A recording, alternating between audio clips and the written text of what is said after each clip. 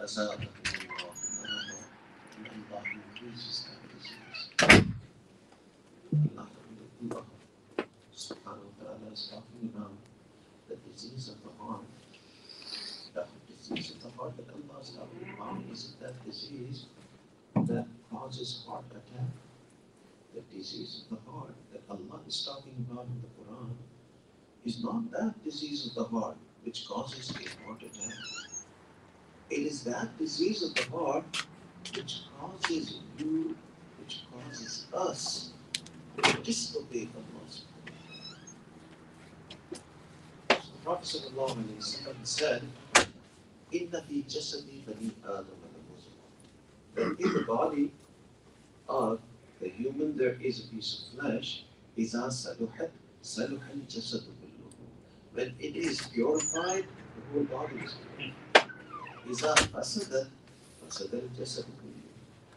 And when that piece of flesh is impure, then the whole body is impure. أَلَا وَهِيَ الْقَلْبُ. Know that it is the heart.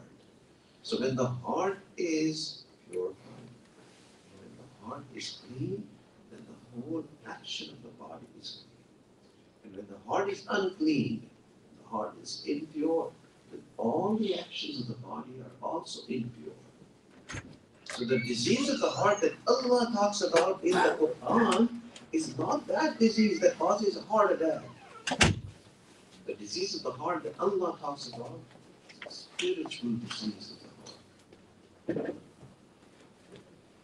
When you go to the cardiologist, he gives you all the signs and symptoms of the disease of the physical heart, right? So if you have high blood pressure, the doctor says, this is a sign that you have a disease of the heart. The heart is diseased. If you have irregular heartbeat, what does the cardiologist say? He says, well, you have a disease of the heart. If you have shortness of breath, again the doctor says, well, you have a disease of the heart. And sometimes when you have a high level of body fat, the doctors also say that this is also a symptom that you have a disease of the heart. So the doctor of the physical heart tells us the symptoms of the disease of the physical heart. In the same way, the mashayikh of the ummah have given us the symptoms of the disease of the spiritual heart. And what are those symptoms? The first symptom of the disease of the heart is worship becomes a very big burden. It becomes difficult to go to the masjid. It becomes difficult to wake up at Fajr. It becomes difficult to pray 5 times. It becomes difficult to open the Quran. It becomes difficult to do istighfar. It becomes difficult to do any work of deen. So if worship becomes very difficult, it is a sign of what is disease.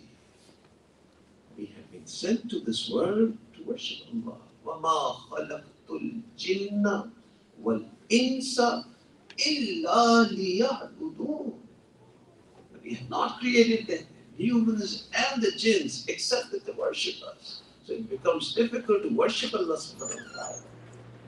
It means that the heart is diseased. And the second symptom the mashayikh have said, which is a symptom of the disease of the spiritual heart, is when it becomes difficult to leave a sin. Sometimes you know that this is something you're doing which is wrong. You should not be doing this. And sometimes we even try that, okay, I should not be doing this and I will not do this. But we end up failing. So when we end up failing to do this, and we're not able to leave sins, again, this is a sign, it is a symptom that this heart is diseased. So the one sign of the disease of the heart is worship becomes very big burden. Another sign of the disease of the heart is that it becomes difficult to leave sins.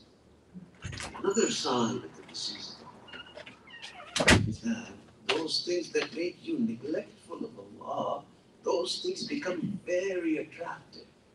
Sitting in front of the TV on the couch for hours and hours becomes very attractive.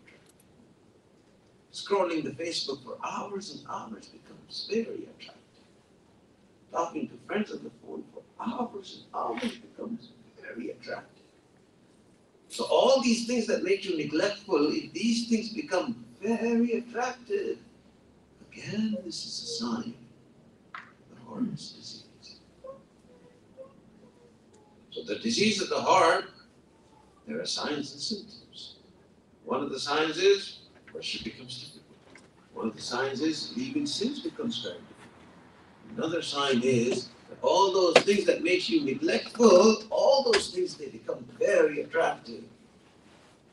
Another sign of the disease of the heart is that listening to good advice also becomes difficult. So if the father is giving the good advice, it becomes difficult. You start disliking the father. If the teacher is giving you good advice, it becomes difficult. But why is he telling me to do this? And if your friend is giving you good advice, then you unfriend the friend. So when that becomes difficult, it means that listening to good advice becomes difficult because there is a disease in the heart. So once a young man went to Shaykh Hassan al-Basri rahimahullah, and he said to the Shaykh, "But Shaykh, I feel our hearts are sleeping." The Shaykh said, why are your hearts sleeping? He said, "Well, Shaykh, you give us such good advice. And we are not able to change our ways because of this good advice. It doesn't have an effect on us." The Shaykh said, "If you are saying to me that the quotes of the Quran and Hadith do not have an effect on you, then don't say that your hearts are sleeping. You should say that the hearts are dead." So one of the signs of the disease of the heart is that it becomes difficult to listen to good advice. It becomes difficult to heed to good advice. The cure for the disease of the heart is our main purpose of this world. Allah has a special interest in our hearts. That is why Allah mentions this heart again and again in the Quran. So at one point Allah Ta'ala says, "Fi qulubihim maradun," in their hearts is a disease. In another ayah Allah says, "Fi qulubihim zayghun," in their hearts is a crookedness. In another ayah Allah says, "Summa qasat qulubuhum," and then their hearts became hardened. In one ayah Allah Subhanahu wa Ta'ala says, "Rabbana la tuzigh qulubana." Oh our Lord, don't change our hearts. So Allah Subhanahu wa Ta'ala is mentioning this hearts over and over again in the Quran. Why? So Allah has a special interest in this one. What Allah wants is that I've created this whole world. This is for the human, but his heart should be for me. So in the Hadith al-Qudsi, Allah says that I cannot be filled in the heavens, and I cannot be filled. I cannot be contained in this earth, neither can I be contained in the heavens. Yes, I can be contained in the heart of the mu'min. So he has a special interest in the heart. He wants that there should be no one in the heart of the mu'min except for Allah.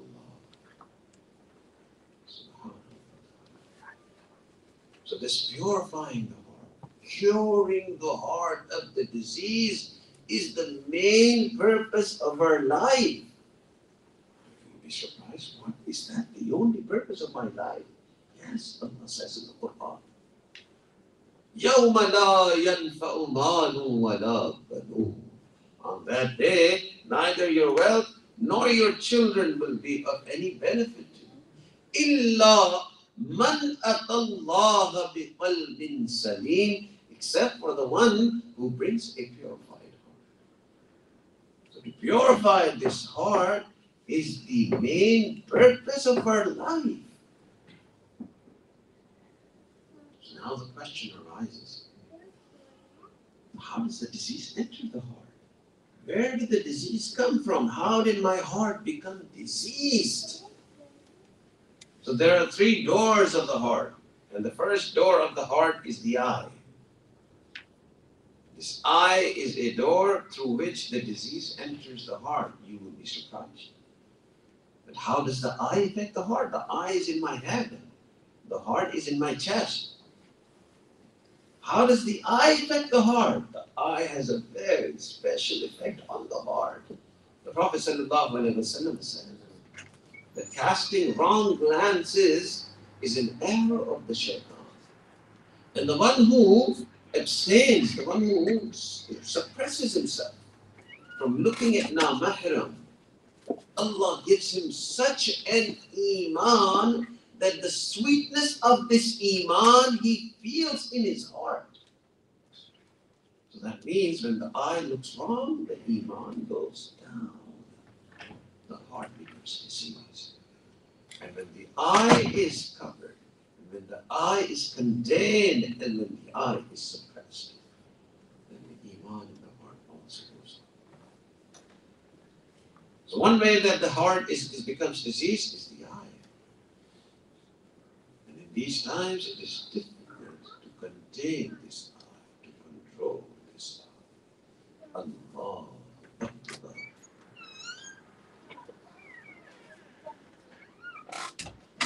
So there's an internet research company by the name of Webroot. They carried out some research on how many people they watch pornography. And they say on an average there's 40 million Americans watching pornography regularly. Allah Akbar. So what has happened with this eye? And one of the research is that every day the emails that are sent out to different people, 2.5 billion of those emails contain pornographic stuff. What is going to happen to this eye? What is going to happen to this heart? This much wrong glances are being cast. So there are three doors of the heart. One of the doors of the heart is the eye. The heart becomes diseased through the eye. And the second door is the ear. How does the ear have an effect on the heart? The ear also has a very special relationship with this heart. The Prophet said, listening to music, it creates hypocrisy in the heart, the way the garden becomes green when rain falls on the garden. In the same way, hypocrisy goes into the heart.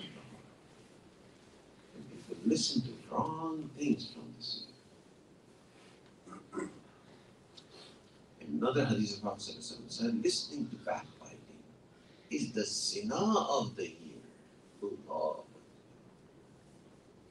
Backbite, we listen to other people's faults, other people's points. Very interested in listening to gossip.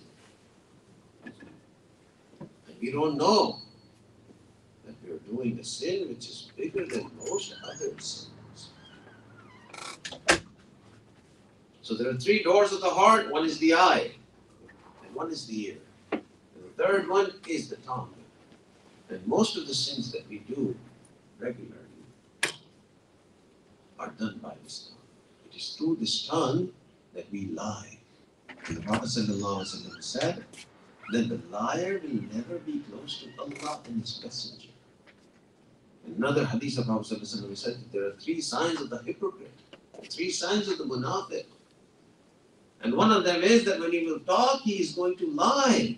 And the other one is that when he's going to promise something, he is going to go against his promise. And third one is that when he will be handed over some stuff to keep, he's going to do khiyan in that. He's going to use it up. So this tongue is also a door through which the heart becomes diseased. So through this tongue we lie. Through this tongue we show anger.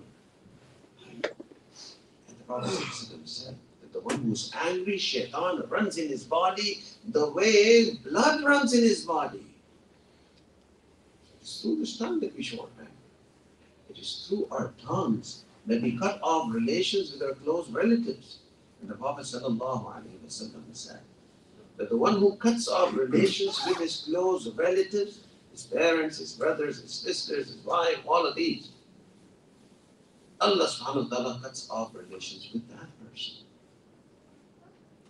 It is through this tongue that we commit these sins. It is through these tongues, this tongue that we argue with other people. And the Prophet ﷺ said that I take responsibility of to take that person into the heaven. The one who stops arguing even if he is right. We argue all the time. We're arguing with our friends, we're arguing with the wife, we're arguing with everyone. So these are the three doors of the heart, through which the heart becomes diseased. And when this heart becomes diseased, Allah, worship becomes difficult. Leaving sins becomes difficult. Leaving all these neglectful things, wasting time becomes difficult. Leaving all these things that waste your time becomes difficult. Listening to advice, going to the masjid becomes difficult. So now the question, the main question, how do we cure this heart? What is the cure for this diseased heart? And there are three cures. And the first one, Prophet ﷺ said, Zikrullahi shifa. The remembrance of Allah is the cure for this heart. It's magical thing. The same person is ready to commit the biggest of sins. Now he starts remembering Allah, starts coming to the masjid, starts praying. And he himself will stop saying this. He'll himself say, oh, I cannot commit this sin. Nobody will force him. Nobody will tell him that, okay, you should not do this. Why did he stop? Oh, he started remembering Allah. So that is why the people who remember Allah, their hearts become very, very cold towards the sins. They don't like committing sins. The beauty of the remembrance of Allah. That is why Allah subhanahu wa ta'ala says, وَلَذِكْرُ akbar. The remembrance of Allah is the greatest.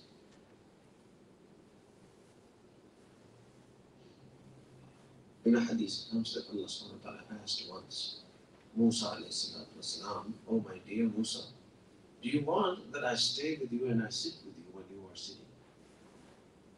Musa alayhi salatu wasalam, the love that he had for Allah, he was shocked by this question. He said, oh Allah, this is the biggest thing for me. That you are with me when I am, when I am sitting and you sit with me.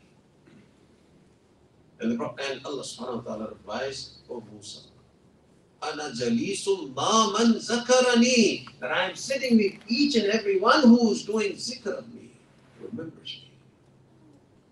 And the zikr of Allah is not limited to a certain thing. Making dua is the zikr of Allah. Reading nafil prayers is the zikr of Allah. Reading Quran is the zikr of Allah. Doing istighfar is the zikr of Allah. Sending salawat on the Messenger sallallahu alayhi wa sallam is the zikr of Allah. Talking to Allah in your heart is also a zikr of Allah. And it's the biggest form of zikr of Allah. But this opportunity of doing the zikr of Allah, of remembering Allah, is not given to everyone. Because doing the zikr of Allah is communication with Allah. And communication with the kings is a difficult thing. Meeting the president is a difficult thing. All of you agree with me. If the president says that I want to meet with you and I want to have a chat with you, you will tell all your friends that I'm going to meet with the president. But the one who is the king of all the kings, who is the king of this universe, meeting him is also a very big honor. And this honor is not given to everyone. The one who gives importance to this zikr of Allah, Allah gives that honor to that person. So one way of purifying the heart is doing the zikr of Allah. And the second way is to go in the company of pious people. This is an easier way of purifying. The Prophet ﷺ said, "Alaykum bimajalis al-ulama was-salihin." It is obligatory on you to spend your time in the company of the scholars and the pious people. So when you go in the company of pious people, it also changes the heart. Sometimes we think that, okay, praying salat, giving zakat, fasting, going for hajj, these are all very big, ibadah. These are all also acts of worship. There are certain other acts of worship which can also gain you a lot of reward, which can actually give you impetus to start doing all these four things. And one of them is going in the company of the pious people. The Prophet ﷺ said that when people gather from different areas and different tribes, and they gather together, and the only purpose of gathering is to remember Allah, that angels descend on these gatherings. And the angels are so many in number that they go to the heavens and they pass by the heavens and they go to the throne of Allah. And Allah subhanahu wa ta'ala asks them, why have these people gathered? And the angels reply, "Oh Allah, they've gathered to remember you." And the angels are told, okay, then what do these people want? Allah asks the angel. And the angels say, "Oh Allah, they want that you forgive them." And Allah subhanahu wa ta'ala says, "Oh angels, you bear witness that because they have gathered only for the sole purpose of remembering me, I forgive all the sins they have committed." Spending time in only one majlis of people who are remembering Allah has so many benefits. So the one who comes and goes in the majalis of ulama and pious people, this one also changes their hearts. So one way of curing this heart is remembering Allah. Another way of curing this heart is going in the company of pious people. And the third way, it is the easiest and sometimes the most effective way of curing the heart. And it is to wash your heart. Well, how does this heart get washed? Allah subhanahu wa ta'ala sends a revelation to Ibrahim alayhi salatu wasalam. "Oh my dear Ibrahim, wash your heart." Ibrahim alayhi salatu wasalam answers, "Oh Allah, why does it enter my heart? How can I wash my heart?" Allah subhanahu wa ta'ala says that this heart is not washed with water.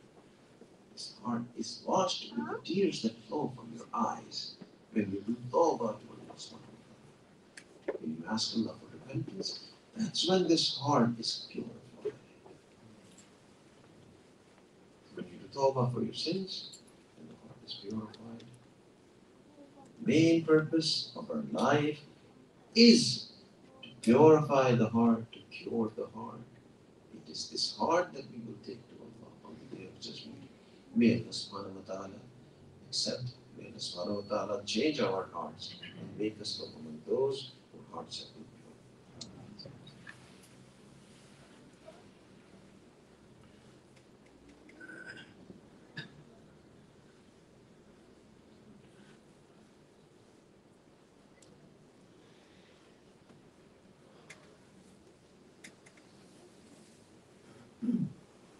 Alhamdulillah. Alhamdulillah, nahmaduhu wa nasta'inuhu wa nastaghfiruhu wa nu'minu bihi wa natawakkalu alayhi. Wa na'udhu billahi min shururi anfusina wa min sayyiati a'malina. Man yahdihillahu fala mudilla lahu wa man yudlilhu fala hadiya lahu. Wa nashhadu an la ilaha illa Allah wahdahu la sharika lahu. Wa nashhadu anna sayyidina wa mawlana Muhammadan abduhu wa rasuluhu. One last thing about this heart, that this heart, Allah subhanahu wa ta'ala wants that we purify this heart and we clean this heart. And one way of cleaning this heart is also to show willpower. Those people who show willpower and who go against their will, who go against their desires, these people are also people whom Allah helps purify their hearts. Allah subhanahu wa ta'ala says in the Quran, the Prophet says, "Al-Mujahidu Man jahada nafsahu fi ta'atillah. And that person is a mujahid in the eyes of Allah, who goes against his desires in order to obey Allah subhanahu wa ta'ala. So one way of purifying this nafs, this heart, is to go against your will in order to obey Allah subhanahu wa ta'ala. Such a person has been praised in the hadith of the Messenger sallallahu alayhi wa sallam. The Prophet sallallahu alayhi wa sallam said, قال الله وقال النبي صلى الله عليه وسلم أرحم أمتي بأمتي أبو بكر وأشدهم في أمر الله عمر وأصدقهم حياء عثمان وأفضاهم علي وفاطمة سيدة النساء أهل الجنة وحمزة أسد الله وأسد الرسول اللهم اغفر للعباس وولده مغفرة ظاهرة وباطنة لا تغادر ذنبا الله الله في أصحابي لا تتخذوهم من بعدي ولدا فمن أحبهم فبحبي أحبهم ومن أبغضهم فببغضي أبغضهم وخير أمتي قرني ثم الذين يلونهم ثم الذين يلونهم إن الله يأمر بالعدل والإحسان وإيتاء ذي القربى وينهى عن الفحشاء والمنكر والبغي يعظكم لعلكم تذكرون فاذكروا الله يذكركم ولذكر الله تعالى أعلى وأولى وأجل وأتم وأكبر والله يعلم ما تصنعون. Please